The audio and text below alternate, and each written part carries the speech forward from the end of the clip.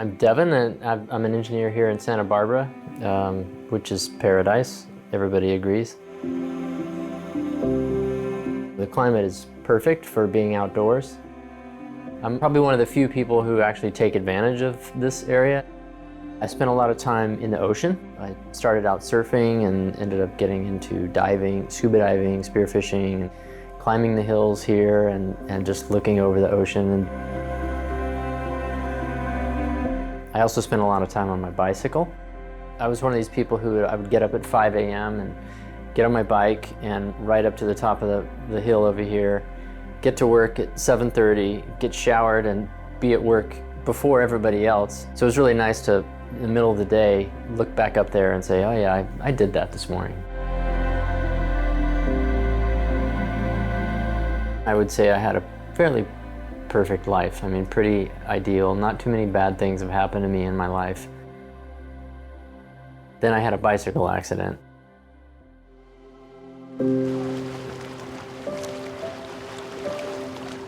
Now, my memory of that accident is gone. I lost 36 hours of memory in the accident. I'm told that the car was kind of weaving and changing sides, and then eventually at the last minute came across the road, and I just was the lucky one that couldn't go either way and went straight into the car. Broke my back, broke 14 ribs, my scapula, punctured both lungs, and exploded my pelvis, and specifically my L4 vertebrae. That one was just pulverized.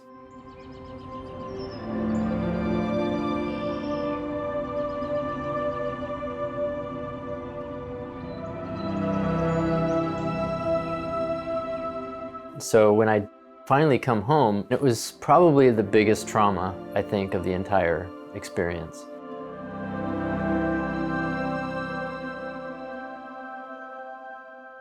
My first response was to be positive and to realize, okay, yeah, I'm going to get through this. I'm hurt, but you know, they're fixing me, and I'm going to get back to exercising, and you know, it's going to be a slow recovery.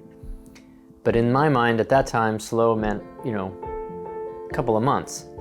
The doctors don't tell you what you can't do, but they also don't tell you what you will be able to do.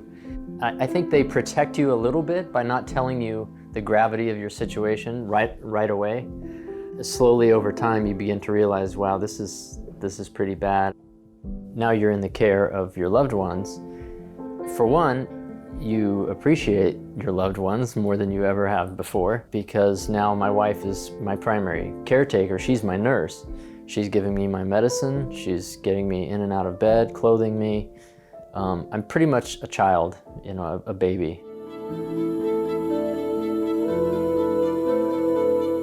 In my extremely disabled state, just going from one room to the other felt like freedom. That was the first sort of taste of real living again, where I could go places.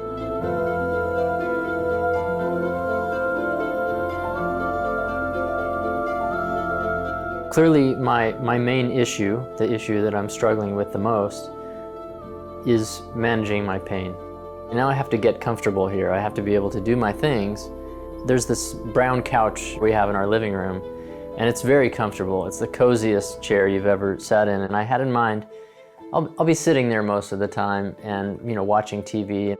Sitting, it turns out, is one of the most painful things I do. To bend my spine at all into a sitting position is very uncomfortable. You know, because of that pain that I experience bending up or sitting up, you're not going to be able to function. You know, you can't digest your food, you can't eat. It's really hard to have a conversation with someone when you're this way and they're vertical.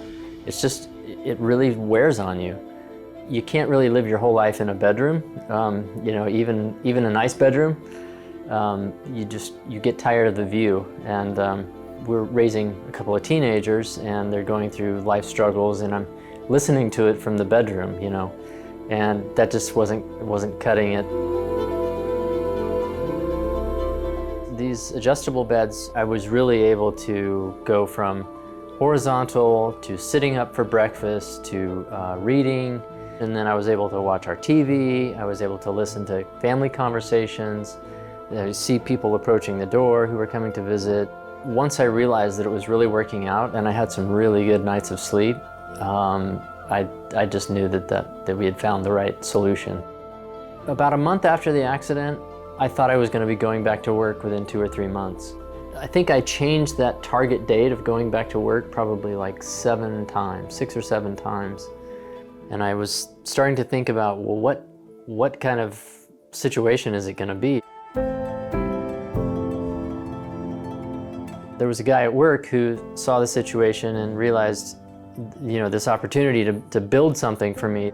Now at work, I have the bed and then I have a monitor that's on an arm that I can swing across over me, and a keyboard as well, so I can type and I can work and I can adjust my position. They're really taking care of me there.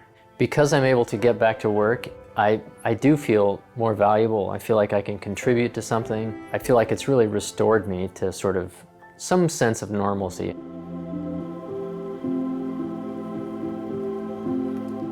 Honestly, the whole accident and recovery experience so far has just been really a journey of thankfulness.